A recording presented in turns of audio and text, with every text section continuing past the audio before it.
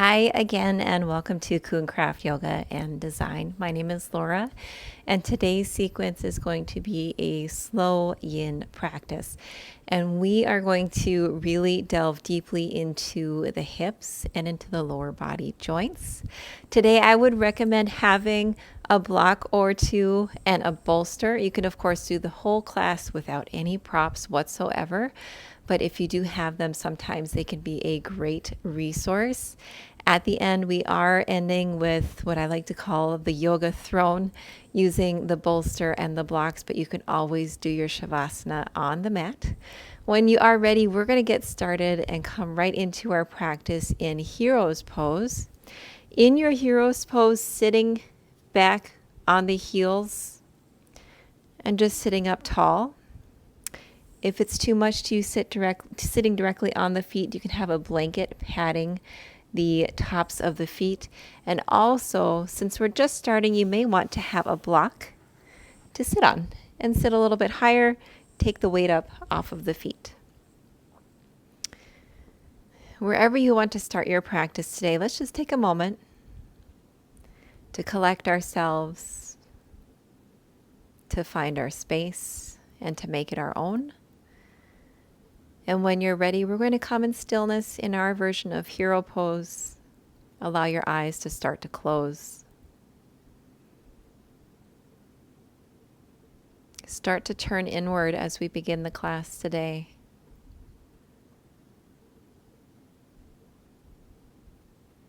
Tune your senses into the body.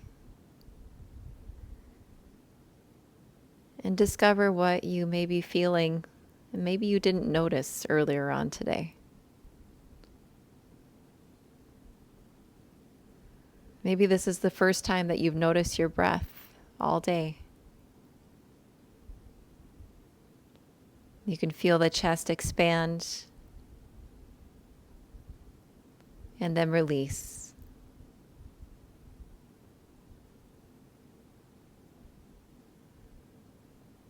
Perhaps you're noticing as you start to sit here and begin your practice, maybe you notice that there's some tension in your neck or shoulders. And this is the time to allow them to relax, to create space within your body and with your mind as well.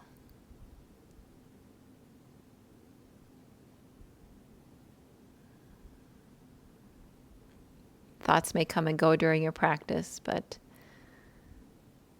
over time you will find that there's no need to make judgment during your practice.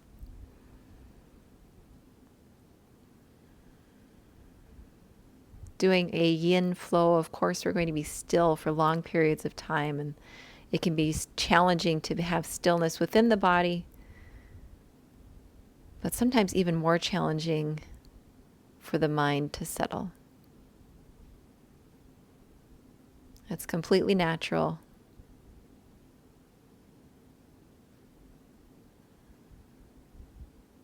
Just know that you just need to be here right in this present moment.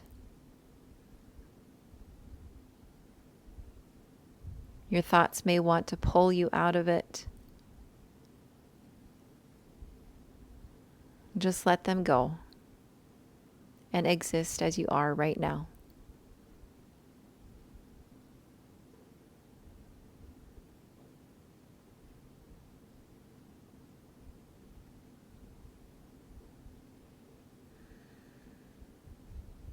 When you're ready, you can softly blink the eyes open. We're going to do a little stretch for the top of the feet, and it can be intense. If you are patting the top of the feet, you can try to do this very gently or just remain in your hero's pose. I'm going to set my block aside for now. And to stretch the tops of the feet, we're going to start to lean back, put the hands back slightly to support your weight, and then lift the knees up and off of the mat. It doesn't need to be very far. And again, if just removing that block is enough of a stretch for you, that can be great. This will stretch the ankles and the top of the foot all the way along the front line of the leg. Something that normally doesn't get a lot of stretching. We'll hold here for about 5 breaths.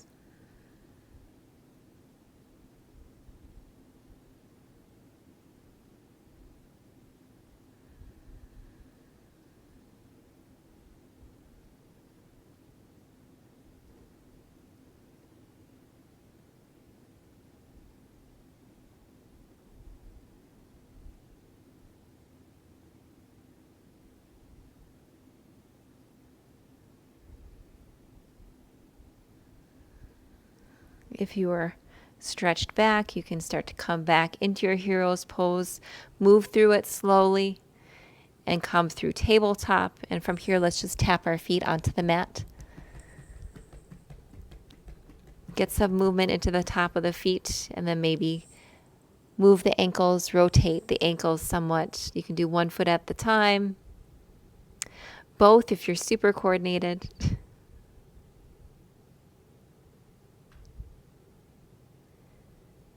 Moving in both directions. And then sitting back onto our ankles once more, we're going to move into a toe stretch. And for your toe stretch, you may want to have a block or two in front of you. Or if you can stay fully upright in your toe stretch, I commend you because this is very intense. When you're ready, you're just going to shift forward and then come onto the toes, tuck the toes in underneath you, and then shift back. Now, sitting up onto your feet with all the weight focused directly onto the feet is going to be the most intense version of this posture. And if you can stay here, that's wonderful. Remember, we are going to be here for several breaths. So if you already feel like you're at your point where you are just tensing up in this posture, let's ease off a little bit. You can lean forward, have the blocks in front of you to put some of your weight into and take the weight off of the feet, and then stay in that position. Because remember, as we hold in yin yoga, the poses will intensify over the duration of the hold.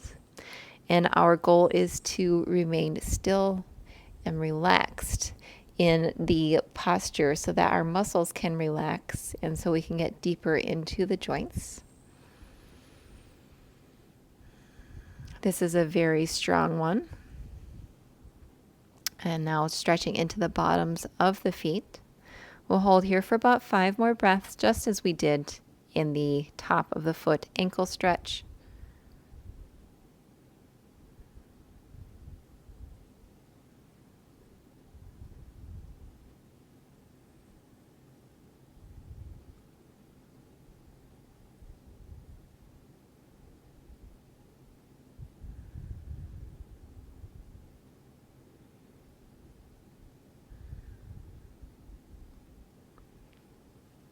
And when you're ready, very gently and softly start to move forward. Release the tuck of the toes. And you can flatten out the tops of the feet as you come back into tabletop. And again, let's just gently take some toe taps here. Just tapping the feet against the mat to get some blood flow into the feet once more. And when you're ready, we're going to push back and we'll set up for frog pose. And now you're probably thinking, wow, we're coming right out the gate into our hip openers. And we are. Frog is pretty intense for most of us. But as I said, with the previous posture, let's just go to our limit. So start to walk the knees out. It doesn't need to be super wide. And then from here, make sure that the hips are in line with the knees are in line with the ankles. Keep the feet flexed. You can stay up high in your frog pose. You can have a couple of blocks underneath the forearms, or you can have the forearms all the way down onto the mat. And wherever you're at, we're going to hold here for about 3 minutes.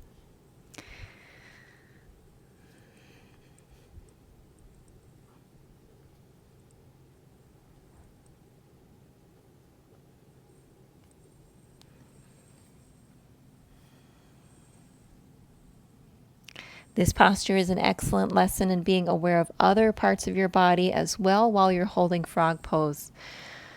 So release the tension in the face if you feel like you're holding on in other areas. Perhaps the jaw is tight. As you feel any tension into the hips, a lot of this energy transfers to other parts of the body and they start to compensate for something that you're doing in a completely different location. So just take a moment to relax the tongue and the mouth.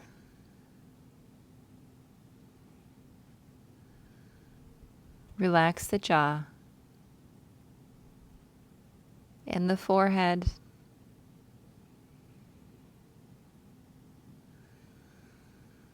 And of course, keep your breath moving in and out.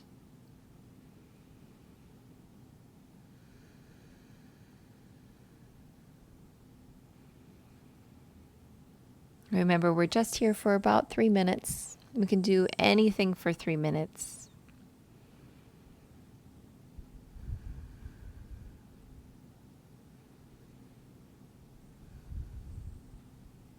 Finding our stillness and enjoying the space that we have within ourselves and within our body.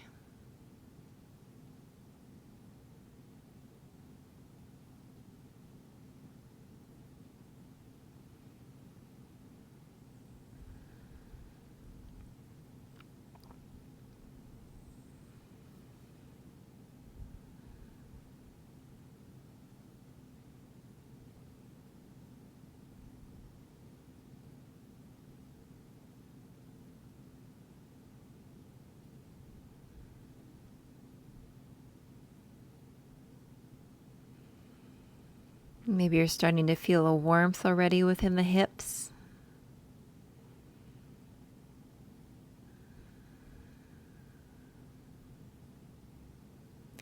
Maybe you feel your breath traveling all the way down your spine and into the inside and the outside of your hips and your thighs.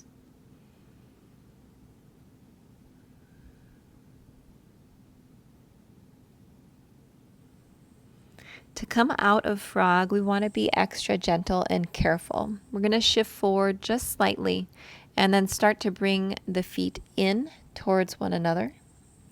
If you are down on your forearms, you can start to push up onto your hands, shift the hips forward a little bit further, and then using the strength in your arms, start to bring the knees together.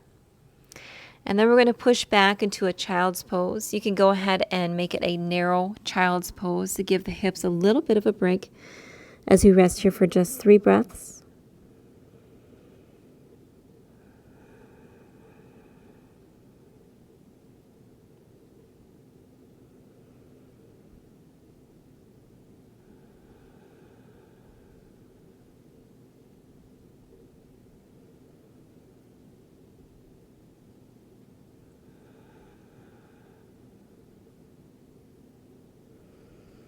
We're going to shift from our child's pose into a tabletop position and then prepare ourselves for half pigeon starting on the left side. Now you can use a block and place it underneath the left hip. Make sure to adjust the shape of that front left shin. If it is comfortable, you can have it at a full 90-degree parallel with the front edge of your mat. For most people, that is quite intense on the knee, so I suggest having the shin moved in closer towards your body, the foot drawn closer towards the torso.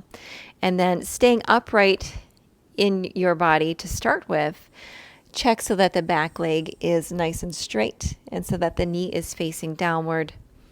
And also so that the weight feels like you're shifted about evenly between both sides of the body and you're not rolling onto the left hip more than you are onto the right. Starting up tall here, we'll hold for about 1 minute. The full weight of the torso focused over the hips.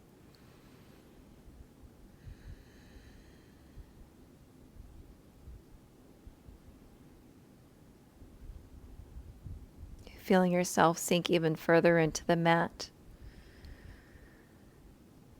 Maybe you're supported with a block underneath that left hip.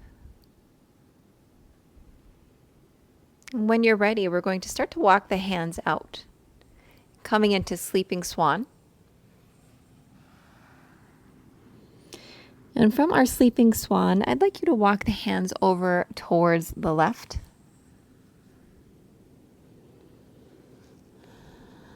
So we're going to have this diagonal position in our sleeping swan. Now our weight again is moving on to that left hip, so you might feel it a little bit more, but you're also getting a nice stretch all the way from the right pinky down to the right toes. Stretching underneath the right armpit, along those right intercostal muscles, along the ribs, and also the outside of that right hip flexor.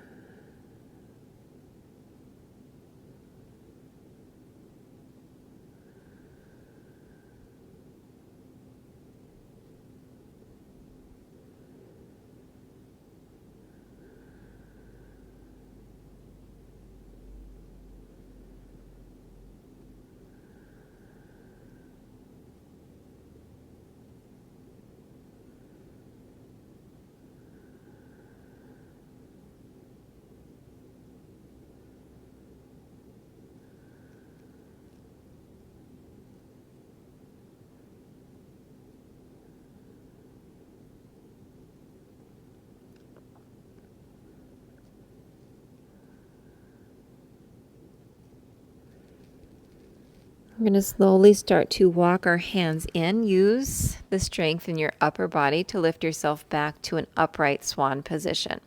From your upright swan, let's shift over onto that left hip so we can bring the right leg around into the front of the body. I'm going to adjust just so I scoot back a little bit further on my mat. You can go ahead and extend the legs out long. We're going to come into staff pose just to give ourselves a little wiggle and to wake up that hip again. Getting some movement into the lower body. A small yang part to our yin practice. There's always a little bit of yang within the yin.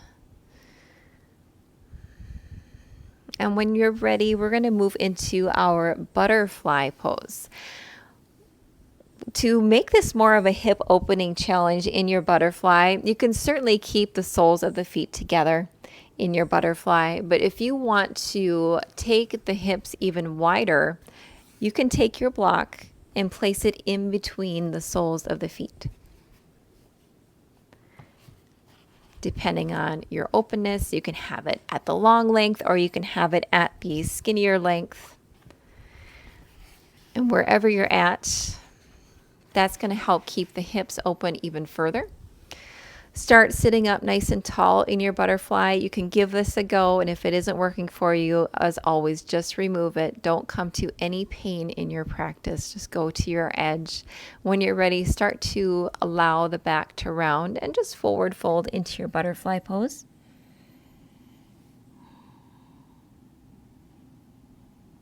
Something else that's kind of nice is just keeping the block in between the feet, but you can have it turned up to the high position and allow your forehead to rest onto the block.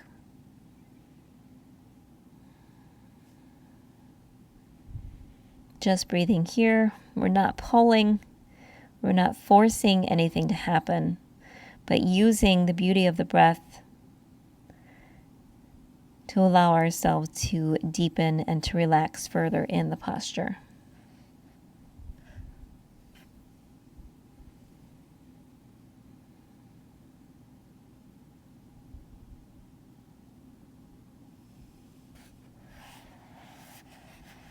As you hold for a minute or two, if you feel like you can maybe lower a little further, reach the hands out away from you a little farther. Make small adjustments and then return to your stillness.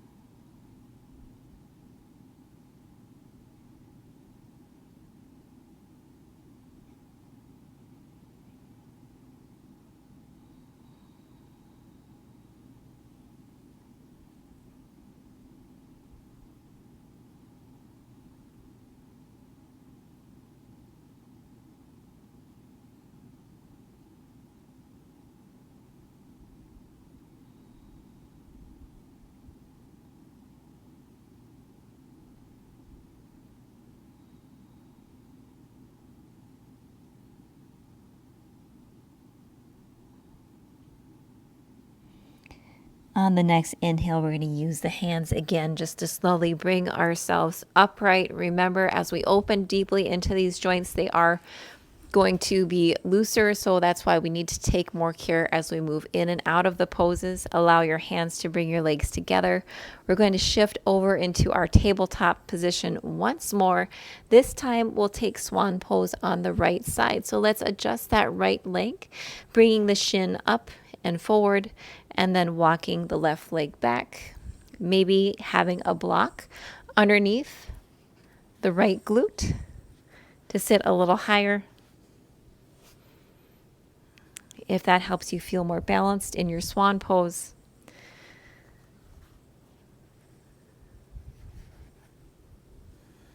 And we'll start sitting up tall.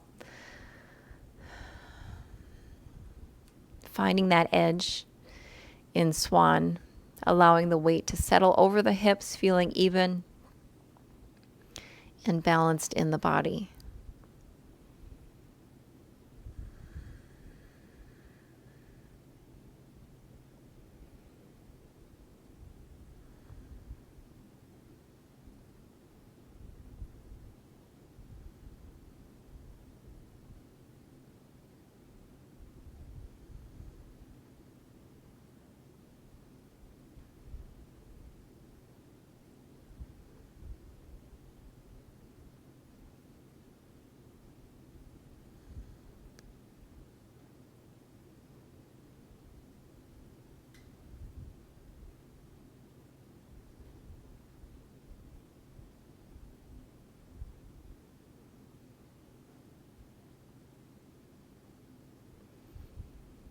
And if you would like to take the option of starting to walk the hands forward into your sleeping swan pose, you can do that now. Bringing them forward, and then we're going to take that lateral stretch by walking the hands over towards the right, and then allowing the torso to drape over the top of the right shin as we reach long through the left hand, all the way from the left pinky finger down to the left pinky toe.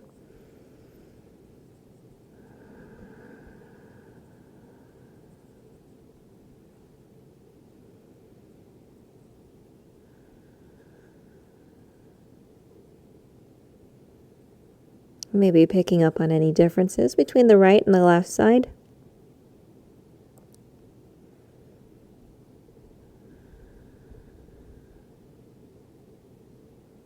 Sometimes I'm quite surprised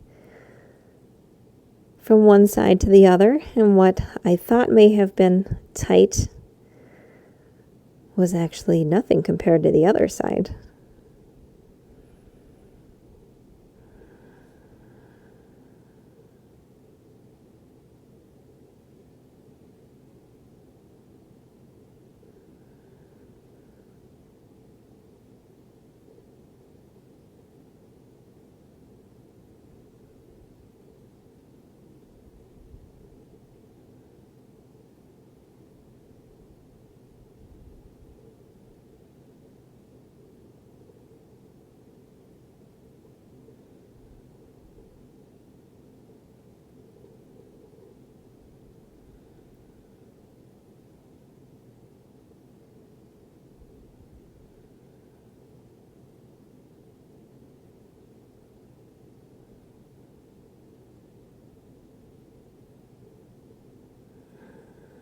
Again, we're going to bring ourselves back. You can walk your hands over to center first before you start to walk them in and bring yourself back to an upright position.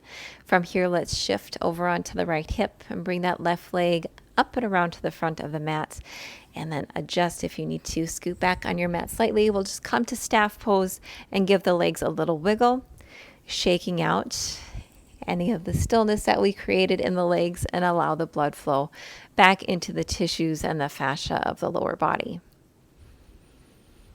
When you're ready, we're going to bring the feet around and underneath us, and we're going to come back into a child's pose, but we're going to prepare to take a short little movement in rabbit. And if you're not familiar with rabbit, it is very similar to child's pose, but it gives you a wonderful stretch along the back of the neck and into the upper shoulders.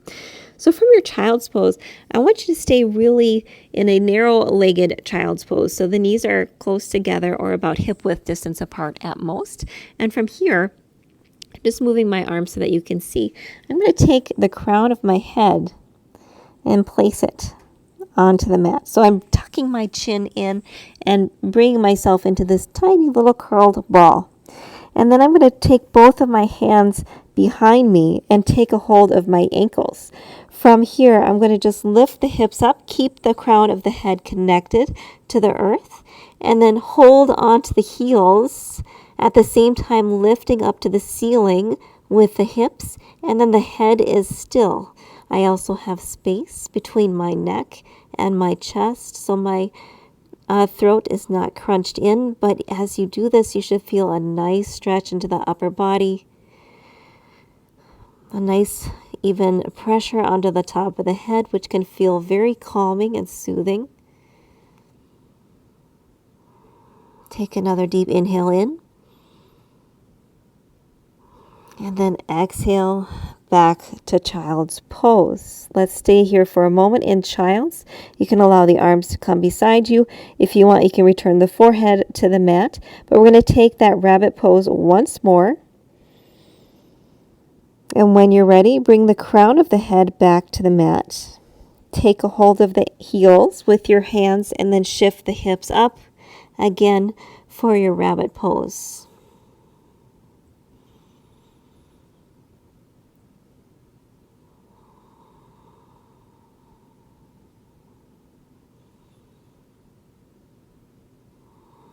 And when you're ready, let's settle the hips back down. We can release the crown of the head from the mat. And then let's come into our tabletop. Using tabletop as a transition, our next pose will be a shoelace pose. So we're going to take the left knee, bring it more into the midline of the mat. And then draw that right knee up. Cross it over the left shin. Open the feet out. And then we're going to settle back so that our hips land in between the feet. If this is too challenging for you, you could always sit up on a block and be higher so that your hips have a little bit more breathing room. Your other option is to come into a cross-legged seat and then bring just the left shin in front of the right. Those are both wonderful options. I'm going to readjust and I'll stay facing the camera so you can see. If you are in shoelace pose, try to have the knees stacked one on top of the other. The top knee can certainly be lifted and have a space between the top knee and the bottom knee. If you want to have a blanket or something padding that space in between them, that's totally fine. Just feel supported wherever you're at. And we'll stay sitting up nice and tall in our shoelace pose.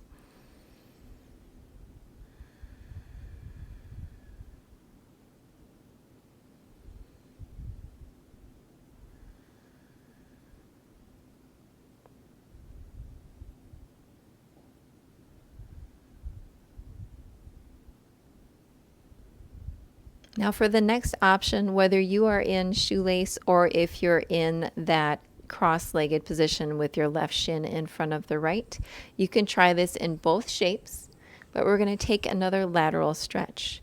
I suggest having a block for your forearm to rest on, or you can also do this on your fingertips, depending on how deep you can go. The mat also is an option, but I find the more that you lean towards the mat, your left hip will come more off of the other side of the mat and you're not retaining as much of a stretch. We want to think about keeping the left hip connected, start to lean forward over towards the right, and then you can take the left arm up and overhead.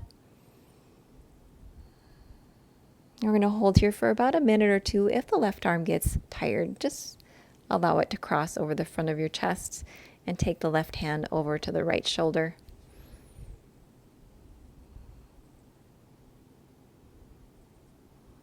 Again, feel that left hip connected to the earth. So now you're feeling the stretch and a different kind of sensation, stretching up and over.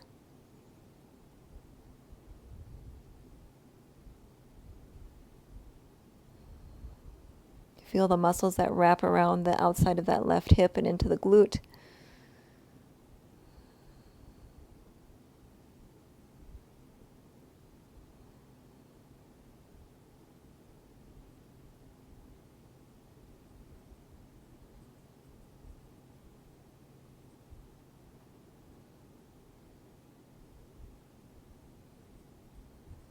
And when you're ready, we're going to inhale back up to an upright position.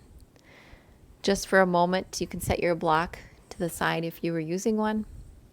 We're going to shift back, take the hands back behind us, and start to untwist the legs and take a couple of windshield wiper movements.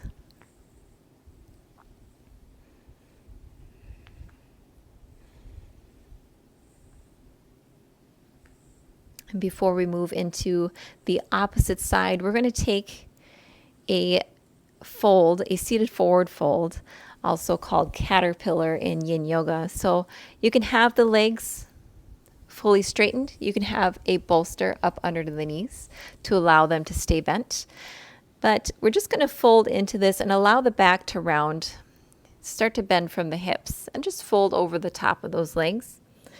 If you're super tight in the back of the legs and the hamstrings, you can start with a little bend. As I said, have a block under there or a bolster and feel supported.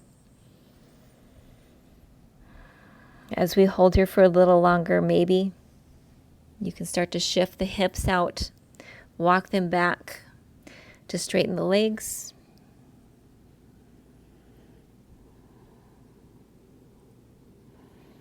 Allow yourself to gently fold in.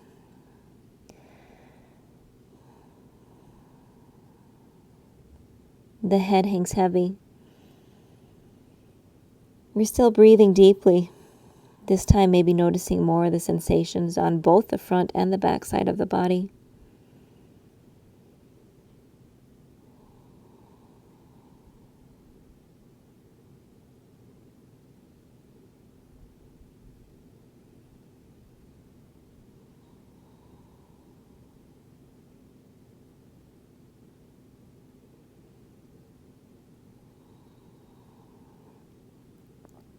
A seated forward fold is definitely not something that you can just throw yourself into. The body needs time to ease into it. This is a very deep impact into hamstrings and lower back.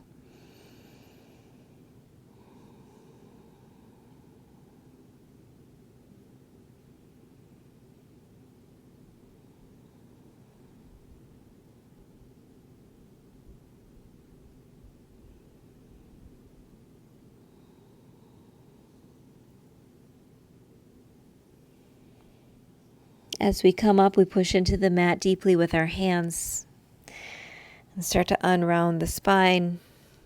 The head comes up last. We're going to bring the feet over to the side and come into tabletop once more, using that as our transition here to come into our shoelace pose. So let's take the right knee, bring it over to the midline of the mat. Then we're going to lift the left knee up and cross it over the top of that right shin. From here, we open up the feet and start to sink the hips back so that we settle down into our shoelace pose. Again, sitting up higher on a block will leave a little bit more space for your hips, or I will turn again to face the camera. We can also come into that seated fold. This time, the right shin would be in front of the left. This can often be enough for most people right here, sitting up tall.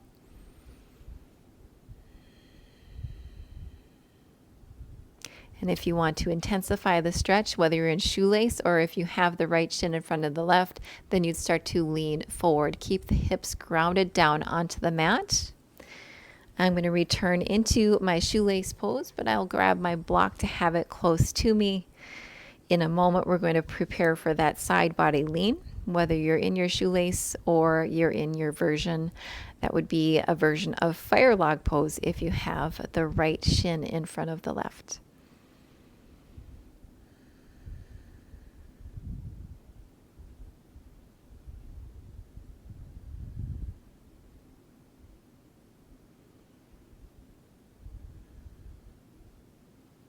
Again, using the block, if you want to use that for your forearm to lean onto, or you can just use your fingertips if you want to stay a little bit higher.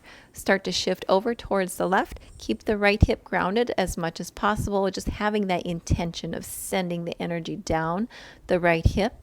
And then bring the right arm up and over if it's comfortable along the right side of the face, or just allowing the right arm to come in front of the chest and maybe just taking a hold of the left shoulder so that you have something to hold on to.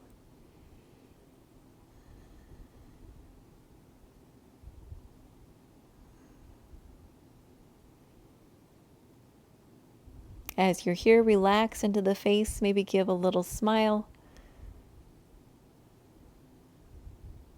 Remember, it takes less muscles to smile than it does to frown. So maybe that can help find some ease within your practice. I find a little smile and a little positive energy can take you a long way, can help you complete your workout for the day, get through maybe some unsavory tasks that you have on your to-do list.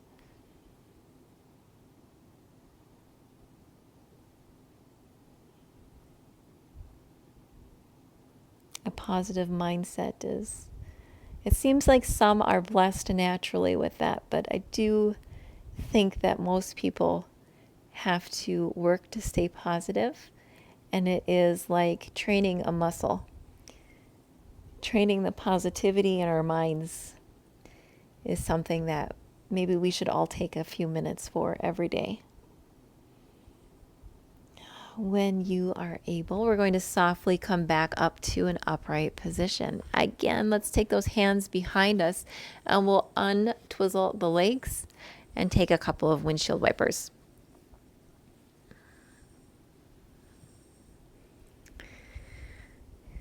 Just washing out that stillness, any sedentary movement. And then we're going to come back to center. Now, I'm already set up in the center of my mat, but if you aren't here, go ahead and start to set up for a straddle pose. In straddle, you might want to have a block or two in front of you to rest your forearms on. We're going to open the legs up wide. It doesn't need to be too wide. And also, if you had struggled keeping the legs straight in your caterpillar pose with your seated forward fold, you may want to have a bent knee as well in your wide-legged straddle. So you could have a block underneath each thigh, or a bolster, or even a rolled up blanket. You don't need to have the legs super wide. And also, as we hold here in our wide-legged straddle, you don't need to come down very far. I'm going to use my blocks right in front of me and just allow my forearms to rest on top. The back in yin yoga, you can feel free to allow it to stay rounded. That will make it a little bit easier onto the hamstrings. If you've practiced trying your pancake or your middle split, of course, the emphasis is on a straight back because you are looking at making those hamstrings longer and trying to get as much of an intensive stretch as you can. But we're holding here for a few minutes, and we're here to relax and to get into the joints. So we want to find that relaxation and hold it and maintain the stillness. Keeping a round back will allow us to not feel as tense in other areas of the body.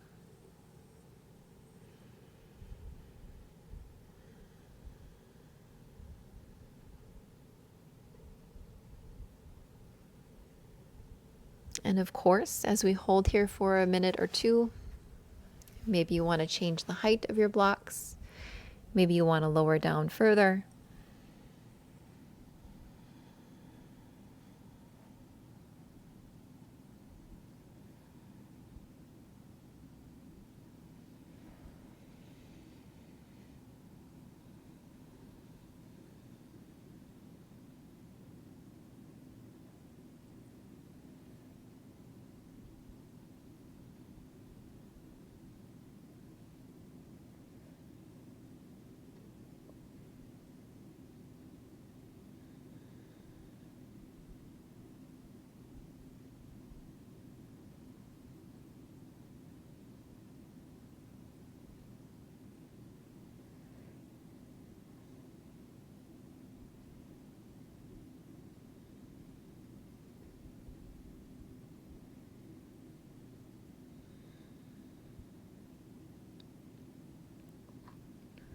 We're going to slowly rise up from our wide-legged straddle.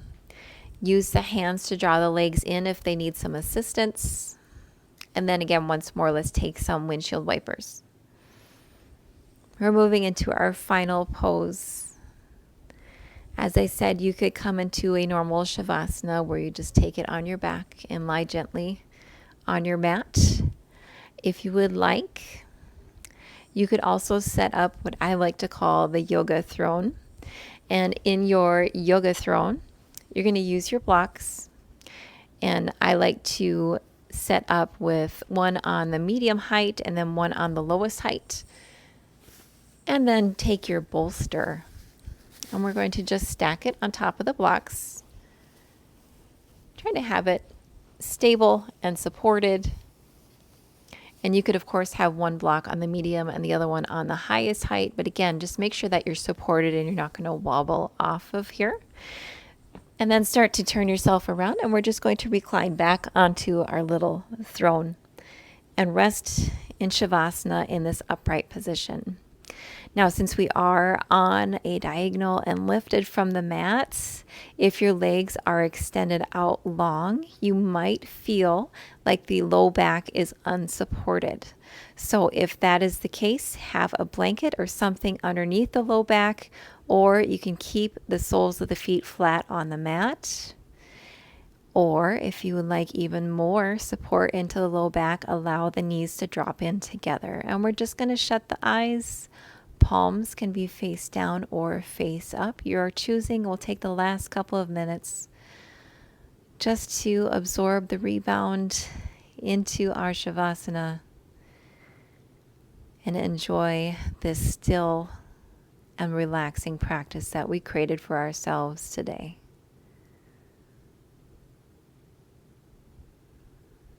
Improving the health in our bodies, in our fascia, into those very large joints, into the low body, can make such an overall improvement in our day-to-day movements.